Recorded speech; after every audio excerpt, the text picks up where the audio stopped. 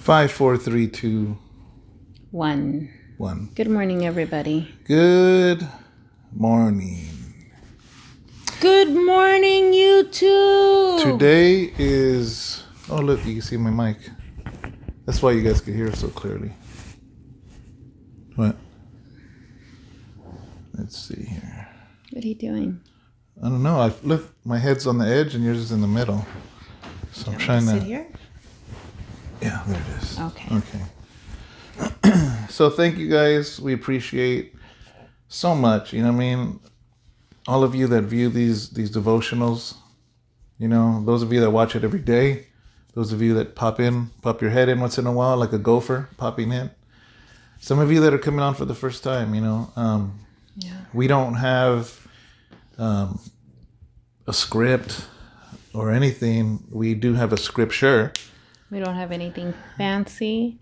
Yeah. But we have something that's filled with life. Yeah, you know, and this is what we do because there's a lot of great YouTube channels that are very systematic and I'm just like, you know, there's great ones out there. Yeah. So we wanted to do something a little different. This is why we just kind of relax and talk about this and use it as a devotional because in the morning, a lot of you get ready for work or getting ready for the day and just some easy listening, I guess. Yeah. You know, so we just want to thank you. You know, make sure you subscribe. Actually, I'm not going to tell you that until the end. Forget I said that. Okay, so I didn't say that. So, but, you know, we were just sitting here talking. We're here in our living room. This isn't a YouTube set. This is our real living room. And Sharon's cross wall back there.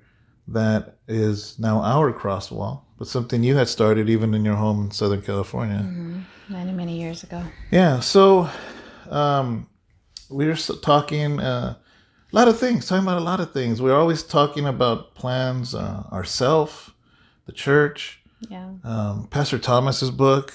You know? I just sat down and I was like, so how was your day? You know, because now that I get home a little bit later in the evening, you know, I'm just asking how his day went and what he did. And you know, he asked me how my day goes and I kind of let him know. And then we start talking and we kind of catch up. We kind of catch up on things and I'll be like, you know, what I was thinking about and things will begin from there.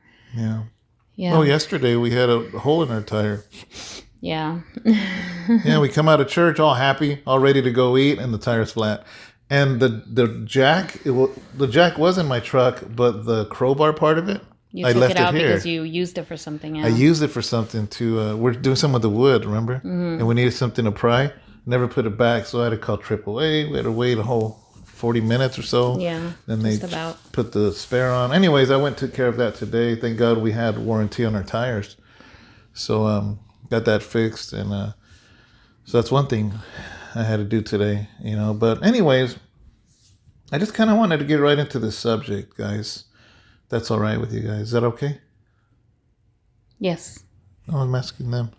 Well, then why do you look at me and then wait a while? Because you're beautiful. Thanks, babe. Thank you. You're handsome. So, Ecclesiastes. Can I talk a little bit about who wrote it? Yes. Ecclesiastes was written by King Solomon. Why do you keep asking me if you can do things? I don't know. That's so weird. I'm just messing around. King Solomon was King David's son. King David was the one that killed Goliath, the one that killed the giant. Everybody knows that story. Even if you're not a Christian, you know that story. Mm-hmm. You know, David and Goliath. So David grew up and became the king of Israel. And one of his sons was Solomon. And that's a whole story unto itself between his mom. But Solomon became king after David. And Solomon wrote Proverbs. He wrote the Song of Solomon. And he wrote Ecclesiastes. And it was said that he was the wisest man on the earth. And that's what he asked for God. God said, ask me anything. And he says, I want wisdom so I can have wisdom on how to run this nation. Mm-hmm. When he became king, because he was afraid, because he got so used to his dad running things. And he's like, man, I don't know how to do what my dad did. Give me wisdom. And God gave him wisdom. So in this part, in Ecclesiastes chapter 3, I'm going to read verses 3 and 4 because it's a whole thing, but I'm just going to read that part. He writes something interesting. He goes, there's a time to kill and a time to heal, a time to break down and a time to build up. You know, and I hope, were we going to read it? Yes. Hello. Okay. It probably starts, right time to kill. Okay. A right time to kill. I'm reading out of the Message, okay, just so you guys know, because David reads out of the New King James. A right time to kill and another to heal. A right time to destroy and another to construct. Right there. That's it. That's it? Yeah. And actually, you know what? I want to put another verse with that. Okay. Jeremiah chapter 1. Jeremiah 1. Yeah, Jeremiah chapter 1. 1 what? Let's see. I'll tell you right now. Jeremiah 1, verse 9 and 10. Okay, go ahead. The Lord is speaking to Jeremiah. He calls him to be a prophet. And he tells him that right here. And he tells him this in 9 and 10. He goes, then the Lord put forth his hand and touched my mouth. And the Lord said to him, behold, I have put my words in your mouth. He goes, see, I have this day set you over the nations and over the kingdoms, to root up and pull down, to destroy, to throw down, to build, and to plant. God reached out, touched my mouth, and said, look, I've just put my words in your mouth, hand delivered. See what I've done? I've given you a job to do among nations and governments, a red letter day. Your job is to pull up and tear down, take apart and demolish, and then start over building and planning. Amen. That's good. So with those verses and the things that we were talking about, I want to say this real quick. I think I've used this example before. You're an amazing cook and you bake really good. Thank you. But a lot of times you do it so well, and it's so like, I've seen you put stuff together that you've never even done before, but for some reason it's easy for you. Mm-hmm. And I think when something seems that easy for you, we tend to assume others can do the same. And I've done that to her, where there's a lot of things that I know that if she'll ask me, I don't know how to do that, I almost get frustrated and almost get smart back. Like, what do you mean? Like, this is easy. Because when something is easy to us, we don't realize it can be hard to the next person. Now, I say that to say this, is that this conversation we're talking about, it springs forth of a lot of things. Us pastoring a church, you working full time now, us trying to figure out how to do things that we're going to do because the church has to continue on. Everything you did for the church before, you still got to do now, but now you have a 40-hour a week job, you know, and reading Thomas's book and all of these things, you know, it's like we start to talk about time. Yeah. What do we do with our time? How do we prioritize our time, you know, and what does that really mean when somebody doesn't have time? And I guess it made me realize yesterday because, you know, when the church service was done, you know, I usually really love to stay and hang out and do stuff and all of that. But in my mind, I was like, I'm really tired, you know. It seems like every weekend we've been doing stuff and I just wanted to come home and rest, you know, and I even told you, man, I just want to get home and come watch a movie with you. And then the tire's flat. And then just go lay down and just, you know, relax and everything. And then the tire is flat. And then we went to go have lunch and it got really, really late. And then we got here and then I realized that your son was here. Mm-hmm. And I was like, okay, so maybe it won't be exactly the way I planned, you know, or anything.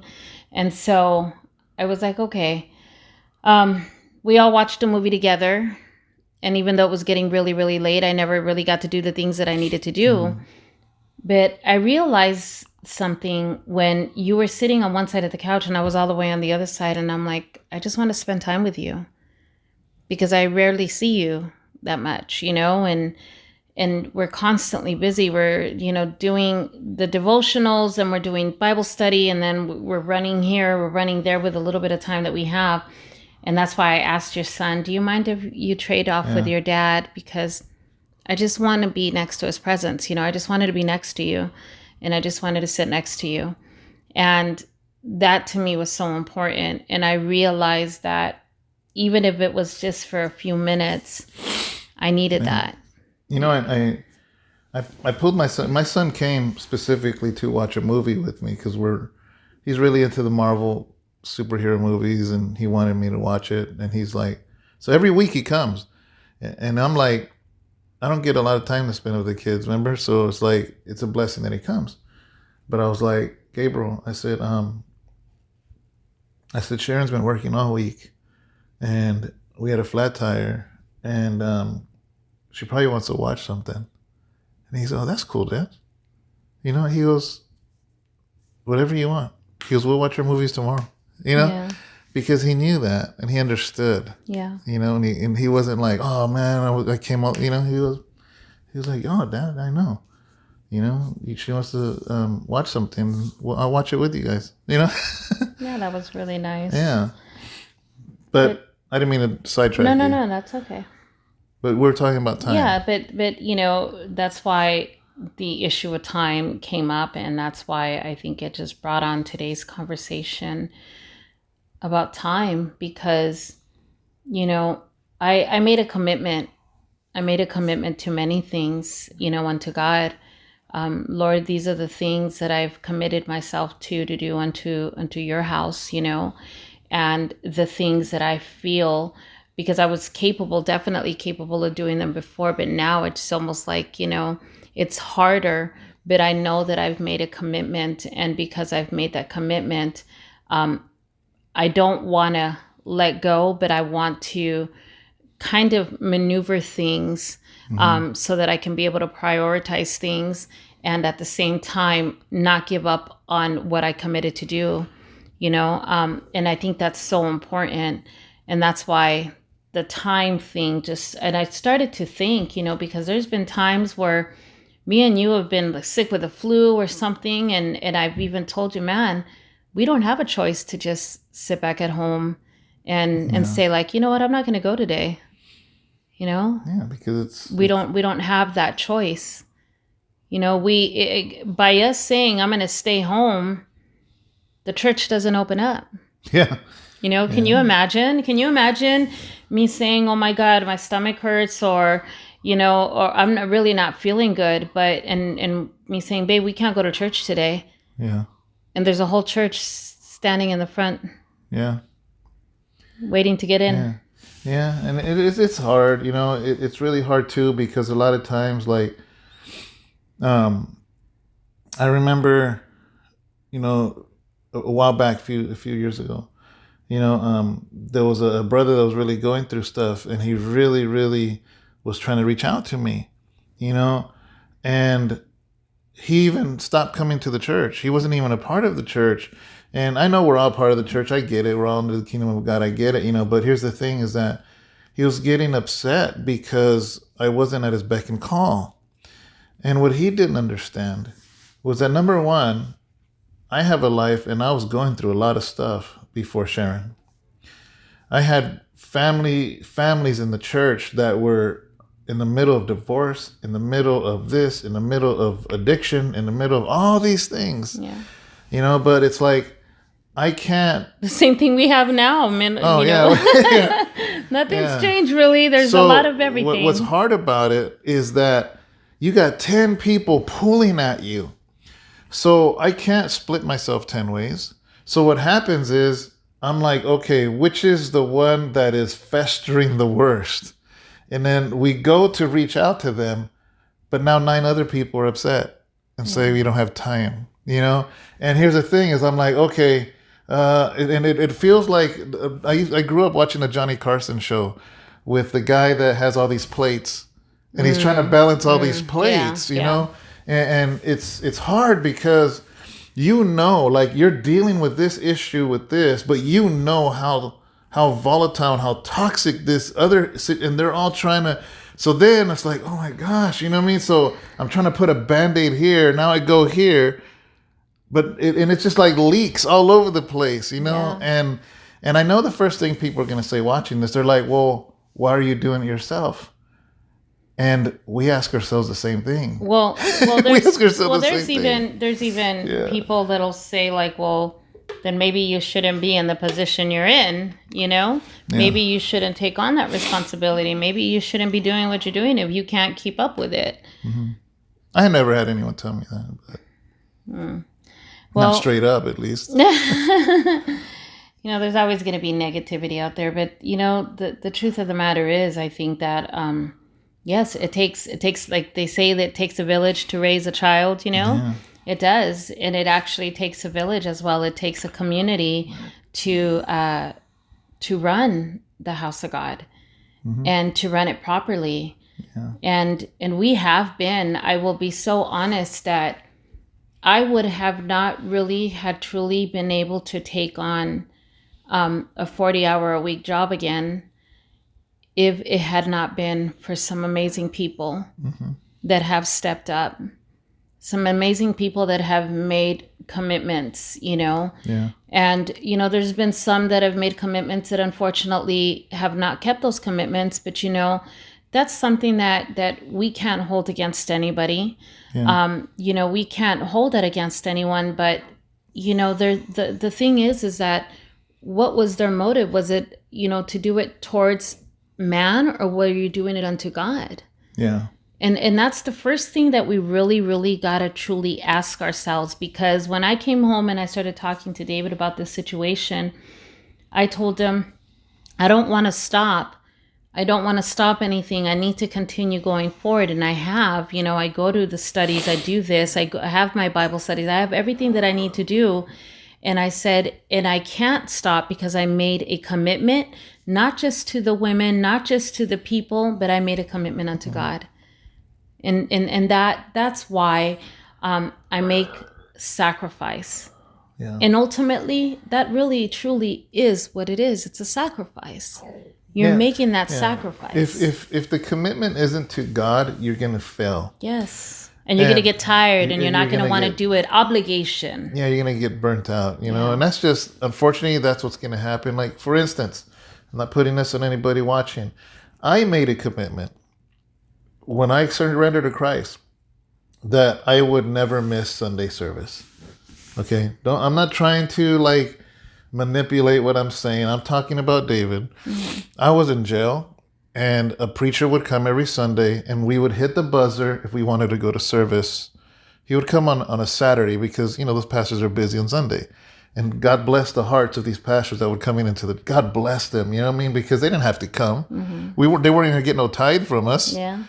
You know, but God bless these men. And I know because the Bible says, blessed are those that when you visit those in prison. Yeah. You know, and so anyways, I made a commitment. Because I'm like, these men are coming out of the way, leaving their families on a Saturday morning to come preach to us, and they're not going to gain nothing. They're not going to gain tithing or membership or nothing. But anyways, I made a commitment to God.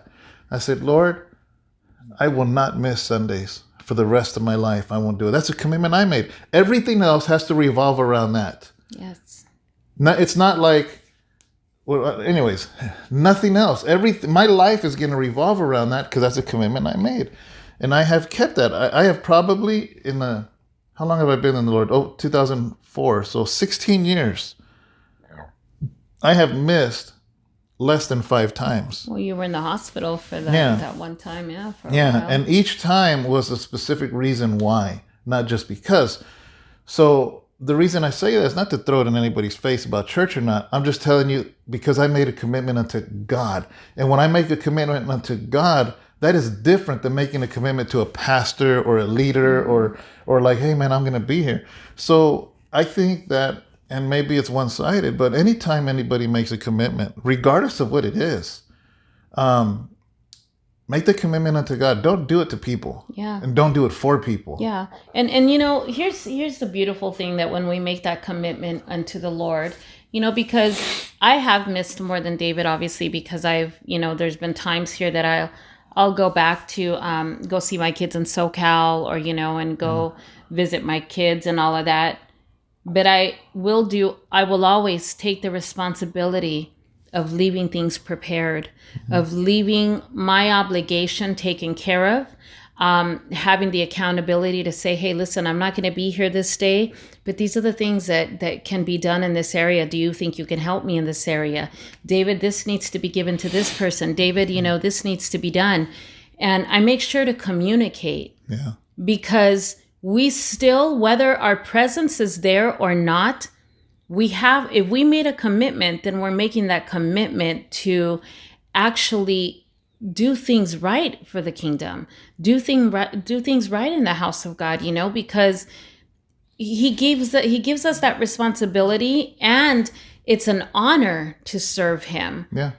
And we want to serve him with the best of our intentions, to the best of our ability, and to the best with the commitment that we can. And that means being accountable and responsible even when your presence is not there. Exactly. And then like yesterday, we did this. It was our first time preaching together. It was tremendous pressure, because not a pressure like we want to perform well, but a pressure of God. I want this to be done in such an impactful way. And I've never preached with her, or vice versa. So I'm like, God, let this flow out, and I noticed it was half empty. And I don't know, maybe you guys don't know this or not. More than half. Yeah, more than half empty. Yeah. When you're going to preach and you look out and there's more empty chairs than there's filled, it does something to you where it almost makes you want to, remember how we were watching the Super Bowl and we felt after that fake touchdown the other team made, it completely, the other team lost morale. Like the Niners are like, whatever. Yeah. That's what happens to a pastor when he goes up and like there's nobody there. There's like you're a tire and the air comes out of you, and I'm just like, I'm going to be honest with you. You know what? For me, I can't speak for you. What made me preach, like that place was filled anyway, because I know all of you watching, if you would have been there, it would have been packed out. Yeah. So even though people in Modesto hardly came, and when I say this, because we have 140 seats, so I'm not saying it was 10 people there. It was a good maybe 35, 40? 40 people there. Yeah. But because I said, we got to deliver, because first of all, the 40 people that did come, they deserve an amazing service. They deserve a word from God. Yeah, absolutely. Everybody that came, but not only that, but I thought, all of you, I knew, because right now it's at 200 or 300 views.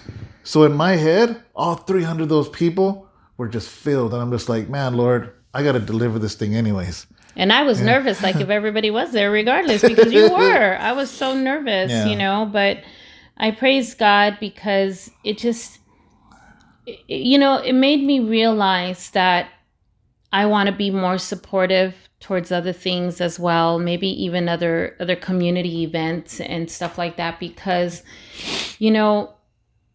regardless, whether you're married, single, it doesn't matter. If there's an event for singles coming on, everybody should be there. We should be there together as a church.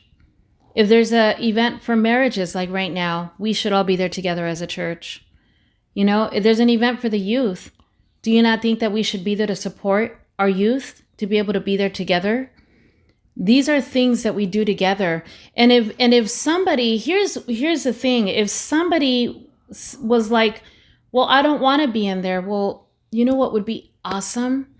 That if maybe you can take place of the teacher who is married, who really wanted to be in there, and go help with the children so that they can be in there with their spouse, with the toddlers, the people that are ushering, the people that are, take on something and say, you know what, let me help out in an area so that way they can be able to receive. But the thing is that I think that sometimes we don't think like that because we have not taken ownership. Yeah, and that's what I'm gonna spin off of that. Yeah. But go. Yeah, we haven't taken ownership of what God has given us. When we literally go and we say, "This is our home. This is our home, so let's take ownership of it." And what happens? Go ahead. Yesterday we went to eat There's this place called Javi's that we just love. We don't go very often because we just don't. It's just cheaper to go to a taco truck. I mean, it's not super expensive, but still, it's a Mexican restaurant, and we enjoy it. The once every 4 months that we go. Yeah, we always share the same plate. Yeah, we share the plate because it's like a $20 plate, and I'm like, let's just share it, But anyways, we go there, and we expect to be seated. We expect to be served. I want to make sure that my drink is not empty. I want the waiter on top of it. I want my food warm. If it ain't warm, I'm going to send it right back. You know why? And then after, we leave the plates there and we walk out. You know why? Because we're consumers. Unfortunately, some people come to church like you're a consumer. You go there, you want to be seated, you want to be waited on. The sermon better be good. The worship better be great. And if it gets empty, somebody better come fill it back up again. And no, I don't have to clean nothing. I don't have to do nothing. I drop my little $1 as a tip and I make my way. And if I don't like the way they serve it, I'll just go somewhere else. That is a consumer mentality. That is not your church then. That's not your church. Because you know what? That restaurant, that's not my kitchen. It's just a restaurant that I go to once every 4 months. So I have no loyalty to it. I don't have to go there on a Sunday. If I don't feel like going there, I could choose never to eat there again if I feel like it. Because there's 50 other places that have burritos or shrimp. We could go anywhere else. Because you know what? I have no ownership there. I just go as a consumer. And this is the mentality people come in church. Now, I understand if you're a visitor. But you know what that does, though, David? What that does to those who have taken ownership, because we don't really take on that burden on our own, because they feel it too. Who? Because those that have decided to take on that ownership, I guess in a sense, he has real thick skin. I'm learning to have that thick skin. I'm like a rhinoceros. He really, and to be honest with you, I'm learning so much now about how I cannot let things affect my focus of staying focused on God, and staying focused and just doing what we have to.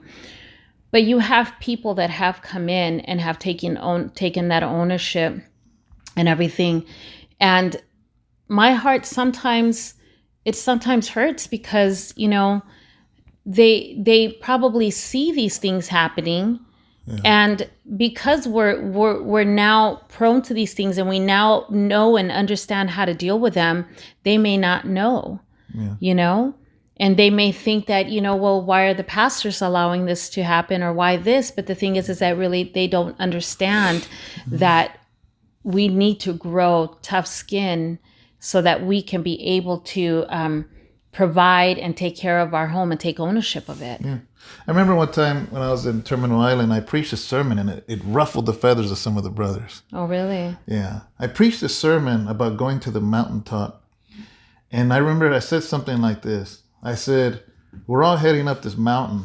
And if you don't want to, then stay behind. I'm going to keep going. They got really mad, and they got mad. They thought it was like an army, like no man left behind. Yeah. And I had to explain myself. I said, listen, man, it's one thing if the enemy has for a time or a moment attacked you and left you at a point, I will carry you. I said, but I will not carry dead weight. I said, I'm going to push forward. I'm going to push through. If you want to get left behind, then get left behind. I'm going to go forward and seek God. And some of them got upset. And then even after I explained, I'm like, dude, I'm not your babysitter, bro. You know what I mean? I got in prison alone. I'm going to leave alone, And so, but it's like that whole consumer mentality. This is what I love to see. I love to see when a lot of you, our church family in Modesto, or in this area have come over. You've come over for dinner. I love when you walk straight to the kitchen when Sharon is working on the dinner and you just start working with her. Because when we tell you, because we don't invite just anybody in our house, and when we tell you that to come over and you just come and you just start helping, that's different than coming and sitting down expected to get served. When they just help you. Like I remember like Sister Gracie, Pastor Carlos's wife, Man, she stepped right in there. I was like, whoa, that surprised me. And not just her. There's a lot of people, Yeah. but I love to see that, and I remember That's beautiful. We told Carlos and Grace, we're like, man, this is home. This is your home. This is home away from home. You can come anytime you want. Yeah. And I love that. I love to see that, even the last time, Super Bowl, Humberto and Abby came. Yeah. And I was feeling, I was feeling sick. Yeah, because remember I couldn't talk. Mm-hmm. But we had meat to barbecue, and he just took it upon himself during the Super Bowl. And it was his team playing. Like the Super Bowl wasn't my team playing. I'm not a Niner fan. Yeah. And he goes and he starts barbecuing. And then you went out there to set up a little TV or whatever it was for him to watch. I took my tablet to him so he could at least watch, but he just took it upon himself and he just starts cooking, you know what I mean? And that's what I'm talking about is coming into ministry, coming into a church, and instead of saying, what are they going to serve me? Instead saying, what can I do to help? Yeah. And what can I do? How can I help? If it's a Bible study group, how can you help? If it's a small group, if it's whatever it is, what can I do to help, See, but here's the thing, and I experienced this. I know that you didn't, because you weren't involved in any other ministries, or you really didn't, you weren't attending like that. But here's the beautiful thing, that when you can take ownership and have that mentality of knowing that, I can lend a helping hand, I can do all that, because it brings growth. It really does bring growth, because I wouldn't have learned the discipline. I would not have learned the commitment, the accountability, all the things that I have learned if I wouldn't have learned that, back where I grew up in ministry. Because I can't say that there wasn't a time where I know that I was growing from that. And little did I realize that God was grooming me. Yeah. He was grooming me to be your wife, to be here to help you, to be that helper to you, and to be that person that is going to, have a servant's heart, and to do all the things that I do because I love it. I love doing that. And I say it constantly, because if I'm not doing the things of the Lord, I feel lost. I really do. And that's the reason why I can go to work. I do come home tired. I'm barely getting used to this whole schedule all over again ever since the surgery. Just everything is just kind of like, but to be honest with you, I feel like I get excited because I know that I'm going to be able to see my brothers and sisters. I'm going to be able to celebrate with them. I'm going to be able to do the things that I need to do. And now it just seems like when somebody just doesn't show, or just doesn't, call, or doesn't anything, I'm like, it's okay. I don't allow it to affect me, because I know that we're still going to move forward. We're still going to do things unto God. We're still going to do it to the best of our ability, and we're just going to go for it, and let's just do it. Yeah. Yeah. Ministry is a funny thing. It's a funny thing. And, again, amazing families. We have some great families, great people at the church. Sometimes we have a camera set up at the church. We have a camera, anyways, we have cameras at the church, and one of them is inside. And one day we were laughing because every time I go on, we see the same person. The same person is mopping the floor. Mopping and sweeping. Nobody asked. No. Nobody said, hey, what do you need done? They just see the issue because this is home. Oh, and they just start mopping. You know what that is? Ownership. Yeah. Because it is not David and Sharon's church. It is a house of God. It is the place for all of us to come, congregate, learn, be discipled. And it's just a weird thing if somebody comes and expects, but never offers anything, and I'm like, you're not doing it for me. Like, half the time I don't notice if the floor is dirty, because I'm so my I'm just trying to figure out what I'm going to do for service or Bible study or whatever. But it's a different thing when somebody owns. Yeah, what I love is we get there on Sundays, and you have one of the brothers already walking the whole perimeter of the church, making sure that everything's intact, making sure that everything's picked up, making sure that the flag's out. Sometimes we get there maybe 10 minutes late because we're driving kind of far from the church, to get there. And they're already setting things up. They're already getting things going. They're already have the doors open. They have the curtains pulled and everything. And for me, I just kind of felt like I wasn't used to this because it was just me and you all the time doing that.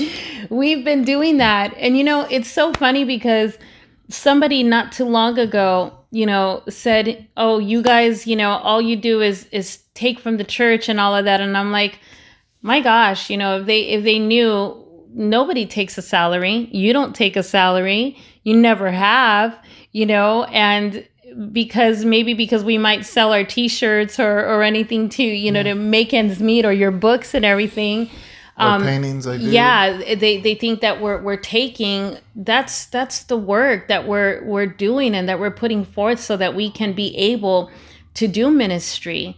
Yeah. But unfortunately, it got to a point now where I just felt like I had to work because we want to keep our home. Yeah. We want to keep our home. We want to stay on top of our bills. We want to stay on top of our things here at our home. So, and I needed to make sure that David stays focused on the things that he needs to focus. So we did this as a team, together as a team. Our boys are looking for work because they're like, what can I do? I need to help with something too. So they're going to look for work. And we got to do this as a team, as a family together. And there's so many things that I want to do at the church, local church in Modesto. I mean, there are classes that I want to do, leadership stuff I want to do, stuff I got to do. But it's like, and don't get me wrong, I love painting. I love doing that. I like it, but it's like all these other things is actually what keeps me, because I've told you for the last year and a half, I'm like, man, there's these, what I call modules that I want to do at the church. And that's why you were looking into the whole... The school, which I still want to do. I'm like, I how can I do that? Because then it takes me away from doing something that literally feeds us, and that's where it's finding that balance, it's finding that balance. And I mean, and no matter what, God is going to provide and God is going to make a way because we're pushing through, we're pushing forward, and the Lord knows our hearts that we're doing this unto the Lord, that He becomes your sustainer and your only sustainer. Like this YouTube channel, it's like, it's unto the Lord. These devotionals are unto the Lord because I have no idea. We will never know. What if somebody was about to commit suicide, or somebody was about to leave their spouse, or somebody but this video changed it. And in that, it's like, I'm not getting paid for that, but God, He will bless me a different way. Yes, absolutely. And it's not like I'm expecting God to leave a check in my mailbox. But here's the thing, right? I'm like, Lord, we're gonna do these devotionals. We're gonna do a church. I'm not on the payroll, but we're gonna do these things. But then God will drop somebody that wants a painting on my lap, or somebody wants this on my lap. And to me, the way I see it, or we find a mechanic that just took care of my car. He was so honest and everything, and it's hard to find those blessings. Yeah. It so really in that way, when that happens, gives us favor. When I have somebody that wants a painting from me. I'm just like, thank you, Lord. I know, Lord, that's your payment to me for doing this. You know what I mean? And that's how I see it. So I'm not like, well, I'm busy with this painting. I don't have time for devotionals. No, to me, that is an indirect way that God is giving us provision because we're doing the things of God. What does God say? He will put me first, and I will add all other things unto you. All unto you. So, amen. We put our time in. We put our effort in. We push forward. There's a time when Moses' father-in-law told Moses, you're going to wear yourself thin. You need to pick leaders and you need to delegate. Yeah. And he was able to choose, I believe, 72 men to lead. And for me, I'm just like, people have told me, you're stretching yourself thin. You don't have to do this and this and this and this. And I'm like, well, I'm waiting for I don't even need 72. How about 7? How about 7? And unfortunately, it's hard because people say, I'll do it. I'm not talking about 2 weeks. I'm not talking about 3 weeks. Because then until you just get tired. Actually, that makes it even harder, because now I'm putting something on somebody and then they don't come through, and now it makes it worse, but this is ministry, guys. This is ministry, and you know what I do tell people though, I David? don't want to forget what I was going to say. Okay, go say it real quick. Sister Mitzi from Victory Outreach told me this, she's and awesome. she texted to me. I still have it on my phone, even though it's a new phone. I have copied it from my old phone to this, and she says, "You got to remember, Dave." She goes, "I know you've been called." Actually, I forgot how she said it. Do you remember what she said? Not everybody's called. Yeah, not everybody is called. Go ahead. Say what you were going to say. I'll remember right now. I forgot what I was going to say. Man, I'm sorry. She says that. I don't remember what she said. I mean, I know. Oh, your phone's on there. I was going to say, look at your phone. Yeah, duh. Duh. But basically, I can't say verbatim. But basically, if you're not truly called, you're not going to be able to do this. You can't. You don't decide to have a calling. Because if you decide, then this isn't for you, and eventually you're gonna wear thin. That's basically what she said. I remembered what I was gonna say. One thing I do tell people, because not everybody can keep up with certain schedules. Not everybody can do that, and I tell people, if you know in your heart of all hearts that this is not your calling, but you're just doing it because you're trying to help, sometimes it's better to just say, you know what, no. Yeah. It's better to say no to something and wait for God to call you than to do it halfway. It's so important, because there's a lot that's vested into somebody, a lot, and not just that, but don't forget that when you're in leadership and when you're in ministry, now you're being looked upon. Yeah. And people are watching you, and people are coming to you, and you have become like a leader. You have become somebody who is now exemplifying what leadership is, and they're looking to you. And the moment that you stop, you abruptly stop, or you are inconsistent, and you have a lot of these things. What happens? Now you're not only showing others that I can't do it, but you start to move away from God because of the guilt of not being able to say, I don't want to do it anymore. So you rather not show. And that's dangerous, because it's better to just be honest with yourself and be like, you know what? Realistically, I don't think I could do this. Yeah. I don't think I can do this. Not right now, sis. Not right now.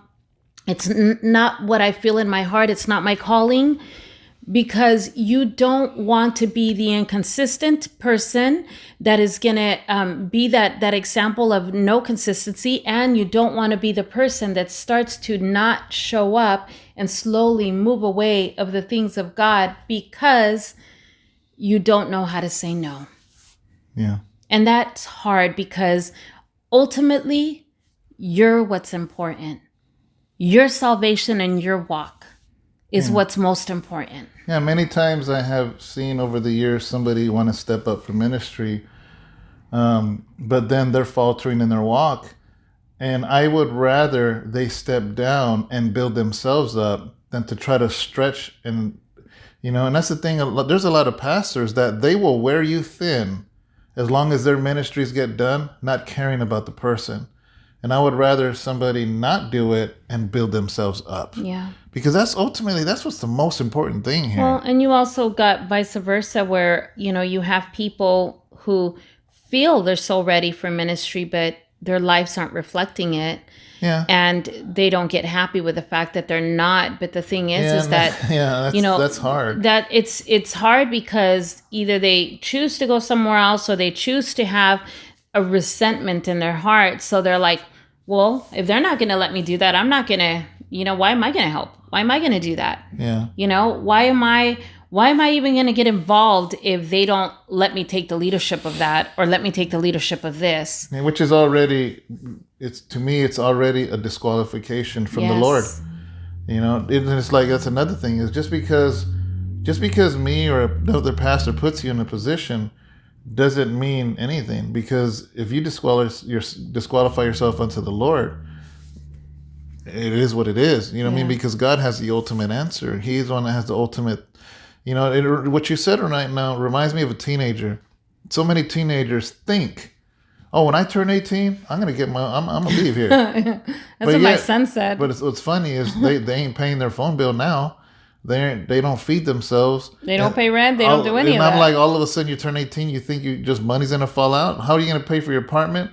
Matter of fact, how are you going to pay for your car? How are you going to pay for gas? How are you going to pay for the oil change? How are you going to pay for the insurance? How are you going to pay for your light bill? Everything. You know what I mean? It's like, so sometimes that there's, unfortunately, and I don't want to say just young Christians, there's people that have been in the Lord for a long time, but they have a teenage mentality. Yeah. That, oh, I'm ready to do this, I'm ready to do that. No, you're not. You sound like an 18-year-old, thinks you're ready to go on your own. And unfortunately, oh man, it's just tiring thinking about it. You know? And I mean, when I started House of Rest, I was 1 year out, and boy, I was not ready. If I could go back to talk to David, I would have said, "Boy, you are crazy. Yeah, you are crazy." You know, but I probably would have told myself I was crazy too for marrying you. But God has persevered me. He's given me the strength. Yes. He's gave me a lot of helpers along the way. Yes. You know, people that have stepped in. And thank God that we're still here now. You know, now it's a little different. And I know I pray 10 years from now, I'll be like, oh man, you didn't know nothing yet. But I know now, looking back, that I'm surprised that House of Rest still exists. And to me, it's a testament unto God. Yes, because if this was not of God, I'm telling you right now, I've been a mess so many times, it would have crumbled a long time ago. People have came, people have gone, people have left, but it has sustained, it has stayed. Why is that? If it's not of God.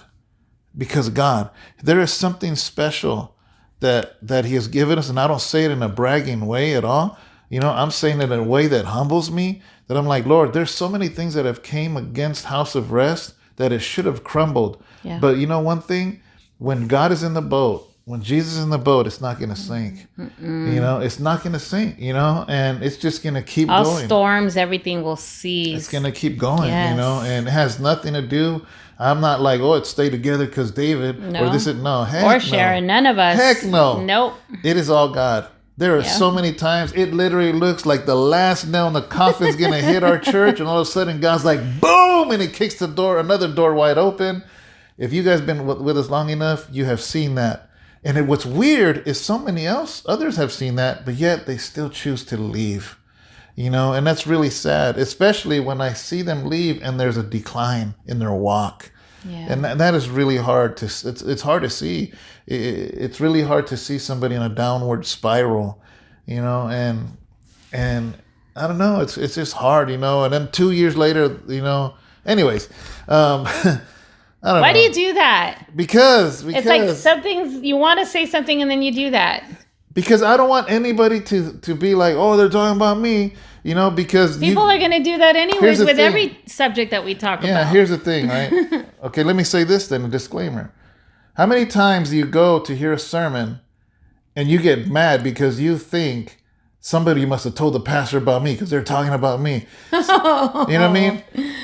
And so somebody could be watching this like, I can't believe they're doing a video about me, this and that. You ain't the only one that left. You're not the only one that did this. Is that why I come home mad with you sometimes? Oh, I'm not.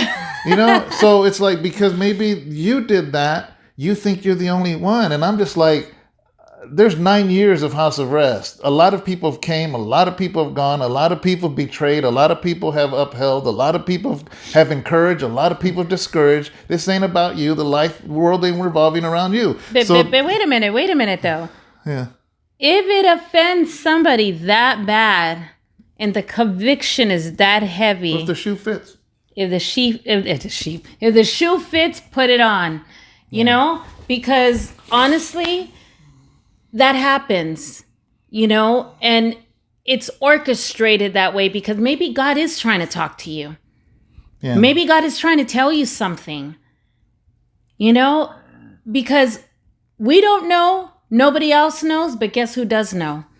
And he's going to use whoever he wishes to bring forth what needs to be heard and what needs to be received. Yeah. So if the shoe fits, put it on and, fix the situation. We're already at 50 minutes. Handle it with the Lord. I still want to say more. Oh my God. Okay, say it. I guess a lot of this is coming up on my end because of Pastor Thomas's book. Yeah, which, it's really good, you guys. Like, honestly, that is going to be mandatory. And at least for us at House of Rest, it's going to be mandatory. I'm going to force you to read it.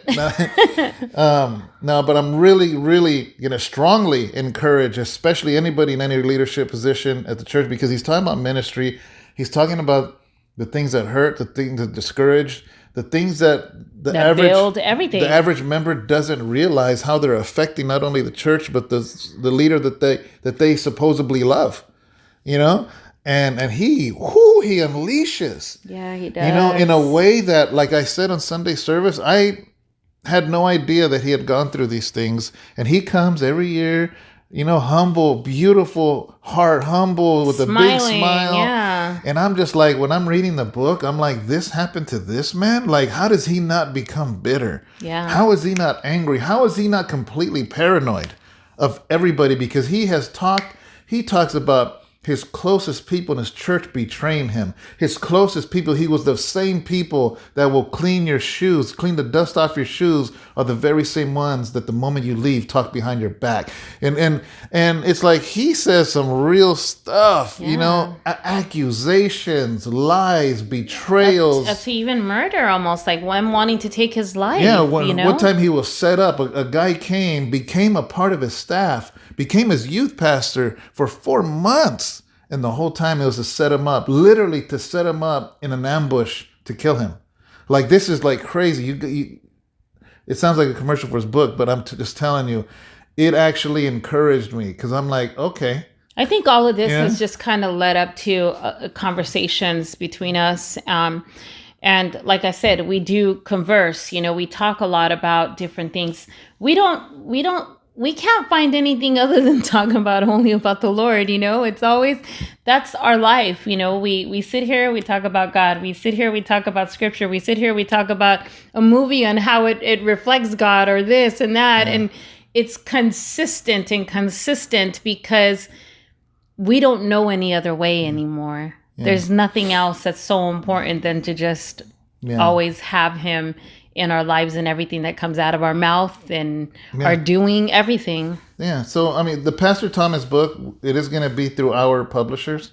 So we're going to have copies of it. So we will. You'll be able to order it. Same as Amazon and everything else, but we're going to have copies also that you'll be able to get. But ultimately, guys, the reason we even brought that scripture up is because there's a time to build. And when there's a time to build, let's say we're trying to build a field and we have a whole bag of seeds. Is everybody going to sit back and watch one person lay the seed out, or do we lay the seed out together? Yeah. And it doesn't help if a handful of us decide to put the seed and other people come just to pull up the seed. Yeah. And it's like, we're going to build together. If we want to see people come to the Lord, we got to do it together. If we want to do ministry, we got to do it together. If we want our church family, our Bible study, whatever it is to grow, we got to do it together. Yes, we got to do it together. You know what I really loved that everybody got to see, and I know this is a little long today, guys, but we don't do very long ones that often.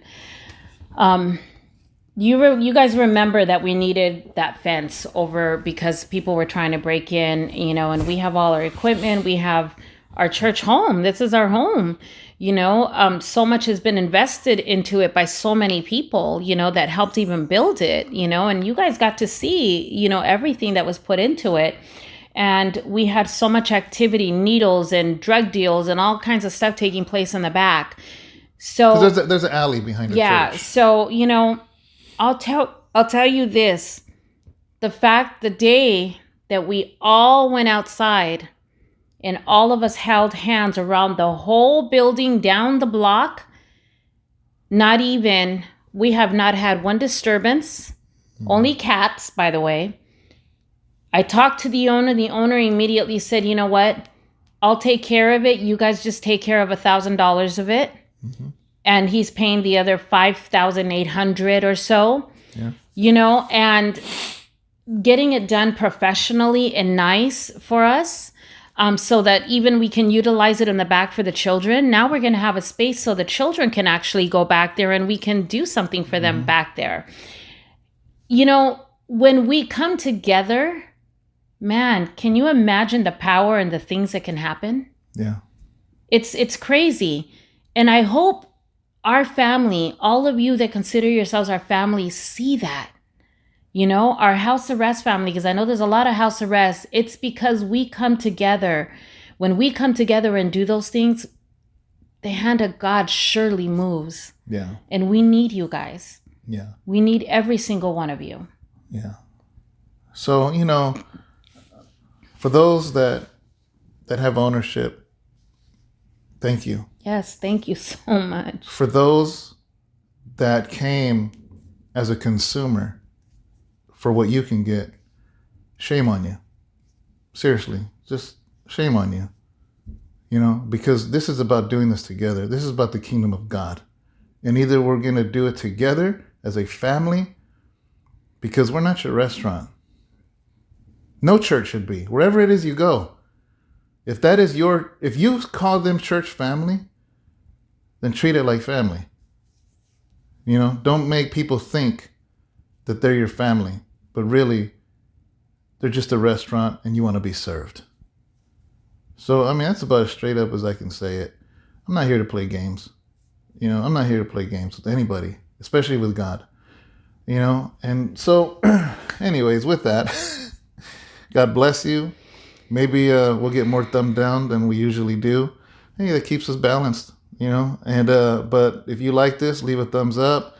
If subscribe to our channel. If you're not subscribed, if you're listening to us on a podcast, follow the podcast. And most of all, most important, please leave a comment. Leave a comment. Amen. We appreciate that. So, amen. We love you guys. See you mañana. Bye.